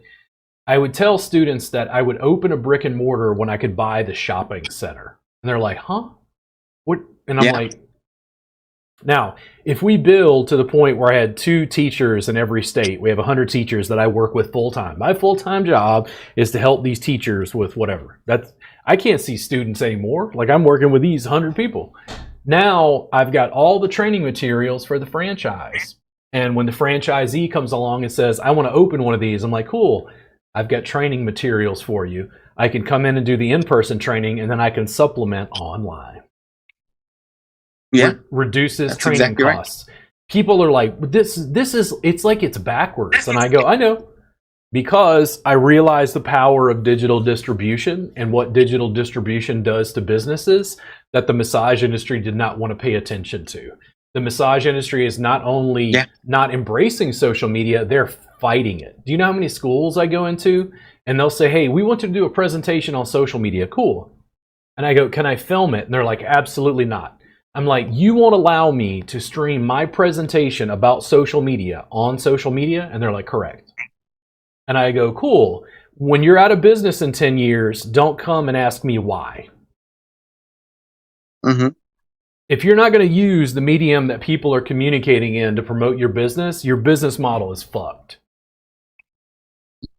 Yeah. It's 2023. What does it look like in 2033? Dude, people are like, I don't understand. Why do you have a podcast? And I'm like, oh my God. I guess we have to go back to brass tacks and explain Google and like search engine optimization. Yeah. People search and find it. They're still in the archaic paper trails. You know what I mean? Still want to give out business cards. Still want to give out flyers, all that stuff. It's not like that anymore. You know, that's one thing that I had to absolutely come to terms with, which was hard. I mean, I was still doing the freebies, you know, going to buildings and giving away chair massage for a long time, just gifting stuff, giving away giveaways, wasting money on paper. I was one of those, man, the analog guys for a long time. The biggest transition for me was just Gary Vee, man, listening to that dude. And I realized that a lot of the people that I was gravitating towards in business were all listening to this dude. It's like, hey, man, Gary Vee's coming into town. Are you going to check him out? I was like, dude, why? They're like, well, he's going to say the same things that he does live as he's going to do it when he does like online. And they're like, yeah, but you'll actually get to ask him questions, right? So we go to this conference that he had, and it really was like AC/DC and Aerosmith, where like he does the same shit. He talks about the same things. Only the biggest difference was like it's interactions. And that's where I was like, you're still going to get your one-on-ones. You're still going to get you're still going to get clients through the door. But now your scope is broad. Yes, you're still going to be talking about the same things. I'm still talking about the same thing. I talk about massage all day, but now I'm doing it to where people can finally connect because they're like, I want to go see that guy. I'm not going to tell them anything different, but now they want to go see me in person. And that's what the digital part has done for me, is that it opened my eyes to getting more one-on-ones. I'm going to get a lot more one-on-ones because even like now, this is like the biggest one-on-one I've gotten. To me, I'm like, I only started looking at your stuff probably last year when I was going to take your class. And then I was like, holy shit, this dude's been doing this same stuff for the longest time. Yeah. Now the thing is, I get to like see it live. What was it, for instance, when we think about social media, the fact that I got like 2,000 videos on my YouTube channel, it was like you probably never searched for Thai massage specifically. And it's like, and that's the thing, if the bubbles on social media don't hit, you found out about it from the AMTA, from wanting to take class? No, I found out about it through a friend of mine. He's the one who threw out your name. Oh, okay. He was actually the reason why he even joined AMTA in the first place. Oh, okay. Because he was like, dude, this insurance is cheaper. He's like, but when he dropped your name, I was like, who's that dude? He's like, you don't know who he is? I'm like, no. He's like, he's on YouTube for like ever search up Robert Gardner. And once I started clicking, I'm like, dude, this is like Thai and pain management. He says, yeah, that's why we got him, because he's weird. The like, flow. Fuck yeah, I love weird. I will be in a class, and I love teaching technique. I love massage therapists. I love working with them and educating, giving them more tools. But they have a business problem. And in class, we'd go to lunch, and then after lunch, I'll talk about business for 20, 30 minutes sometimes, just to give them a little more time to digest. There's a break. And I go, you guys don't like social media. How did you find out about this class? And they're like, from a video. I'm like, was that video on social media? And they're like, yeah. But you're telling me that social media doesn't work? And they're like, God damn it, Robert. It's like the process that had to happen for your friend to know who I was, to recommend it, to AMTA, to you saw that I was teaching. That's the steps that they're trying to skip, where it's like, if I only made video on my YouTube channel, but I never taught at the AMTA, less people know about me. It's the continued on. I've seen Gary do this. Gary would be at a conference and he's talking to 10,000 people in some arena, and he's like, raise your hand if you've heard about me before today. And he's like, oh, that's depressing. But if you're not looking for business related videos, you wouldn't run into him. Make sense? Yeah. I was reading books. That's exactly right. I was reading books by Seth Godin and entrepreneurial sort of stuff that was kind of, it had some street hustle. Like my attitude towards it was almost like selling drugs. I tell people, like, I was wearing an Eazy-E t-shirt yesterday because NWA was like pivotal for me. It's like a hip hop group, rap in the 80s when I first discovered them. And the whole thing is their sense of like street hustle, like slinging albums out of the back of their car. I embraced that. So a friend of mine came in and said, hey man, you got to check out this guy. And I'm like, who's this? And he's like, his name is Gary V. And I was like, who the fuck is this guy? And I was like, God damn, he curses. I was like, let me follow this guy. And then slowly, I was like, man, he's giving it all for free. I don't have to take $10,000 and spend money for a master class. He's teaching me on YouTube. Yeah. He's helping me with my mindset. Like when I got lonely as an entrepreneur, I could go watch Gary V videos and be like, yeah, look, yeah. The difference is I'd see Gary go do a talk. Like he was the speaker. He was being paid to be a speaker at some place in New York. And he has to sit outside while the security guard is like, this dude is in a t-shirt with jeans and sneakers. We have a dress code. And Gary's not angry. He's not frustrated. He's just like, yeah, man, I'm gonna hang out. He's like, I'm the keynote speaker, bro. Because he doesn't dress professionally. And everything about Gary's like street hustle, immigrant. I'm like that. Like it just resonated for me. And he helped me with like higher level business thinking.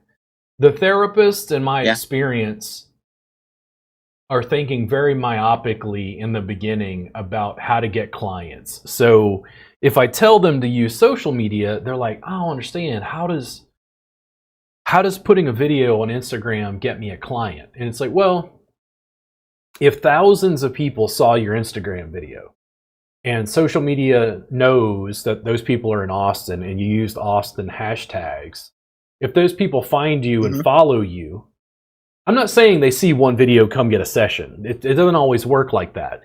The trajectory that you talked about was like your friend knew about me, told you about me, AMTA, then you went to there was like 4 steps. The problem is the students don't want to get the process started.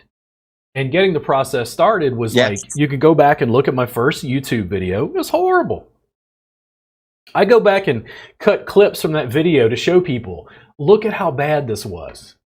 Now look at what it looks like now. Yeah. And when you look at that arc, you're like, holy shit. And it's like, because I dedicated myself to making bad videos and got better and increased it. When they say, why do you have a podcast? One of the things that I think is most interesting about podcasting when I started is just for a little insider's information. So the AMTA would not allow me to film my class. And that was the first class I did not film in 5 years. I was major frustrated about that, but it's like, it's okay. It's fine. It's dude. It's the one that got away. You film everything. Exactly. I was like, okay, cool, whatever. All right. When I had a meeting with the AMTA folks, we had like a dinner, and they were like, tell me some good things about the conference. And I was like, listen, you guys did amazing. I don't run like in-person events. I have no idea how you guys scheduled the educators, made sure we had tables, the lighting, the camera, the microphone guys, you guys did awesome. I have no idea how many hours you guys spent doing this, because I have a hard enough time trying to organize my class, much less all this other stuff. So you did great. And then I was like, hey guys, you guys want me to help promoting the AMTA? I could have cut 100 videos that could have tagged the AMTA, and I could have populated that across social media into eternity. And they're like, oh, but we don't allow video production. And I'm like, why? Like, whose class is this? Is it my class, or is it? And I give them just enough controversy to stimulate the conversation, and then I back off. Yeah. Now, once they finally go, no, it'll never happen. Our lawyer won't allow it. And I'm like, okay. Then I said the following: who wants to be on my podcast? And they all went, oh my God, I want to be on your podcast. And I'm like, when you have a podcast, literally I could do this. There's something weird about if I called up an entrepreneur in Austin and said, hey, I want to have a free consult with you. They're like, man, get the fuck out of here. I'm busy. But if I call that same person and say, hey, would you like to come on my podcast? And they're like, oh, I would love to. What's the difference? Yeah. The difference is just that wording, just like we were talking about. Because there's a notion that I'm promoting them to my audience. Yeah. Because that's all it is. When you call up someone and say, hey, can I get a free consult? Get the fuck out of here. But if you call them and say, hey, you want to be on my podcast? And they're like, oh my God, I'll be on your podcast. That would be amazing. I would love to be on your podcast. So funny. Yeah, that's exactly right. Yeah. Do you have any closing thoughts before we get out of here? I do, man. Honestly, I really enjoyed meeting someone who's very like-minded, man, in terms of business and where it is that we want to take this touch-based practice of ours. I'm on the same page, man. I want to be on a global scale. I want to reach out and touch millions, and I'm really happy that you're reaching out through the digital space to touch so many people, man. This is just the start of where I want to be, and so this is a great. It's just a great meeting, man. A meeting of the minds, if you will. Yeah. So And when we're finished, I want you to understand. I just think it's awesome. It isn't about one podcast. If you work for another couple weeks and you're like, there's a specific thing I want to talk about, just contact me. We'll do another podcast. Like, there's no shortage of like potential collaboration. Yeah, yeah. People can find you at your website above, and then your social media below.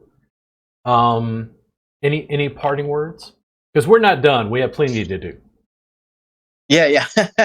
Definitely. No, man, just thank you. Cool. That's pretty much the big deal. Cool. So let me close down the podcast. Dude, you're making such a huge impact and change in people, man. And I really, really hope that we get that certification down, man. Because I've been thinking about it for a while, trying something new. But I really want to try it out, and we can do something with this. This is huge. It really is. Once I shut down the podcast, I'm not going to leave. Just stay here for a minute. We'll chat a bit more. But listen, again, you can find him at his website and then on his social media. Please follow Massage Warrior. Abraham is doing really, really great work. It's been nice to interact with him on social media. But you can get a glimpse of like what he's doing down in El Paso with his clients. We'll see you guys again soon on the Robert. Well, I can't speak. See, they think it's got to be perfect. It's like, no, it's way more human to be like, he flubs his words too. We'll see you again on the Robert Gardner Wellness Podcast. Thank you so much, Abraham. I really, really appreciate it.